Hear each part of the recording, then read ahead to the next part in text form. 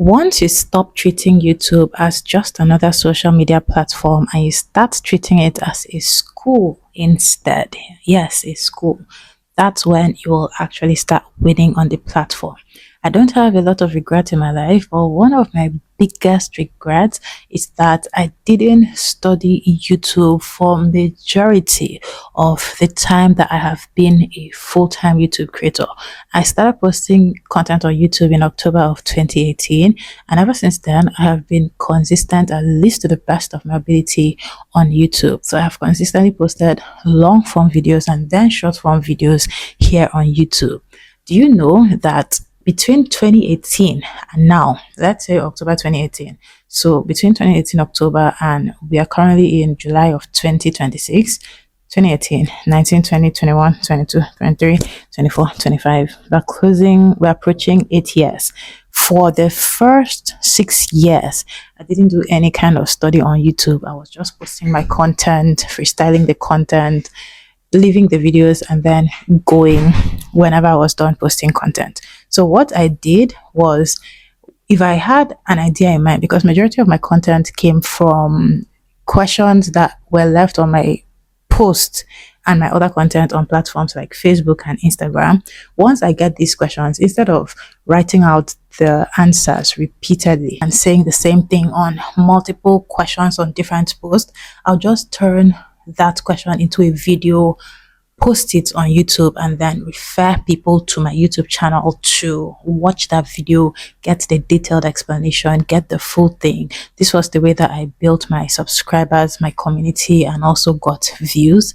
Now that worked for a while, but the problem is I didn't take out time to learn scripting. I didn't take out time to even learn how to hook people, how to draw people in. I didn't take out time to learn titles, to learn thumbnails. And so when a video did well, it was purely luck.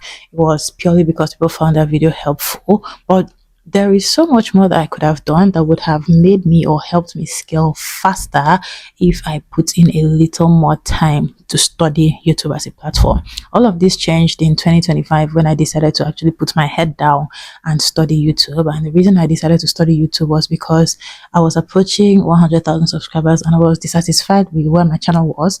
I told myself there is no way that we are approaching this huge number, and the amount of views does not equate with the amount of money that we are making on this channel. That was the entire premise.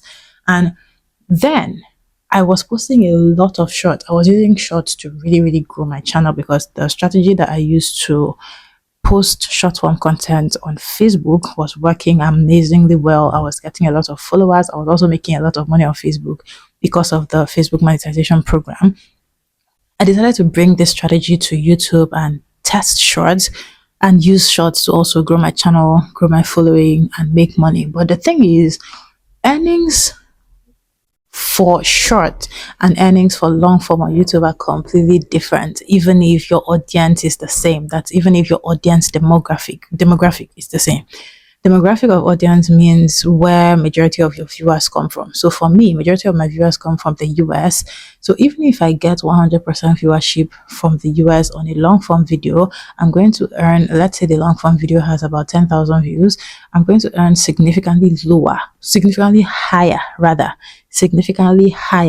than if I get 10,000 views on a short form video, even if majority of the demographics come from the USA.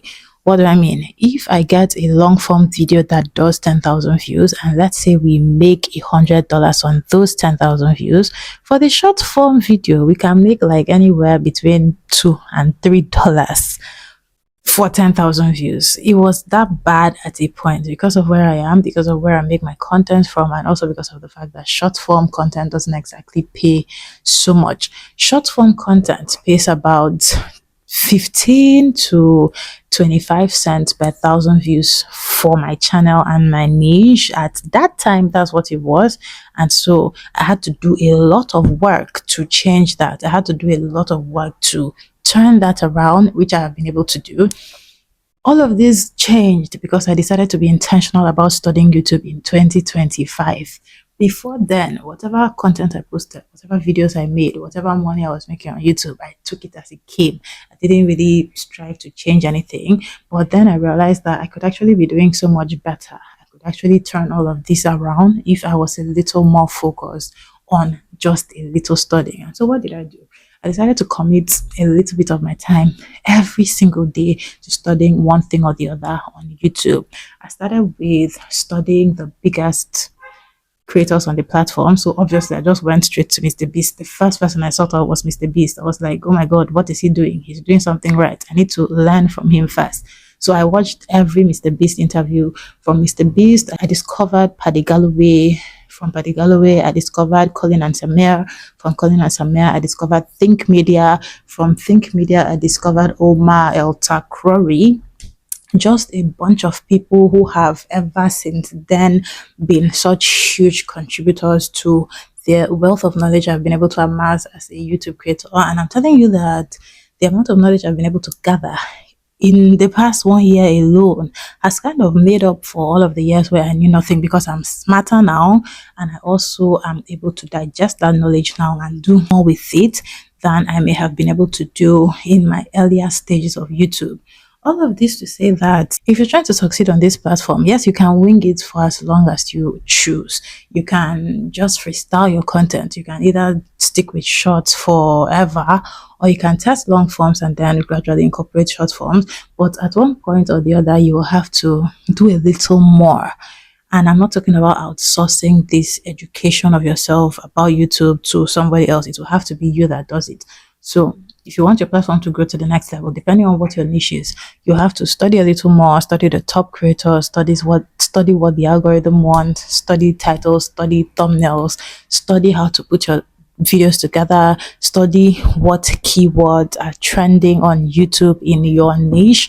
You're also going to need to study things like your audience demographics, study things like RPM, CPM, what are advertisers paying for the content in your niche, and then what is YouTube going to pay you most likely for that content in your niche.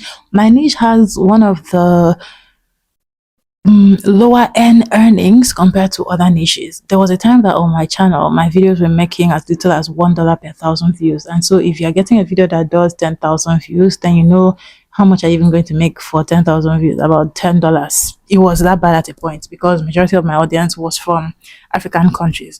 So I've had to do a lot of work to turn all of that around to the point where now my major demographic is the USA, and I have done a bunch of other things to improve the channel overall, and just like that. So when it comes to YouTube, you can approach it as a social media, and that will restrict the way that you grow on the platform, if we're being honest, because short form content is entirely different from long form content. The way that we make posts for Instagram, for Facebook, for TikTok, even LinkedIn is completely different from the way that we make posts and videos for long form on YouTube. Long form on YouTube requires you to really understand the topic so that when you want to start talking, you can speak at length without being boring, without having your audience leave you halfway, without having your audience leave you in the beginning or at the beginning of your video. It's just a lot of work. And so I have been able to do all of that work in the past 1 year to the point where we got past the 100K. And another thing that I did to really push myself was the 100 days of content challenge that I did for my main YouTube channel. So I posted one long form video every day for 100 days. And that's the most tasking thing I have done for that main channel. But it really helped me to find a new format of posting, to find a new style of thumbnail that worked, and to also refine my titles and redirect my audience towards the new direction that I was going, instead of just sticking with the trending content that is popular in my niche. When it comes to YouTube, you have to constantly be learning. The platform changes every time, and you have to position yourself in such a way that you are also changing and growing with the platform so that you are not left behind. But other than that, it is really a platform where I encourage anybody that is going to be posting content to look towards long term. So even if you started posting your content somewhere else, but you feel like you don't have what it takes to post on YouTube now, you need to prepare your mind. Eventually you need to plan towards ending up on YouTube long term. It's going to help you, it's going to help your brand, and it's going to help you build trust and build community better with your audience. So I decided to just sit down here and talk about this briefly. I hope you find it helpful. Thanks for watching. Make sure you subscribe to this new channel. This is literally my smallest This is literally my newest channel, my babyest channel, and I just started posting on here. I'm still trying to figure out this new creator economy niche, and I'm just posting different vibes content compared to my main channel content. And I hope you find this helpful. Thanks for watching. I'll see you in the next video.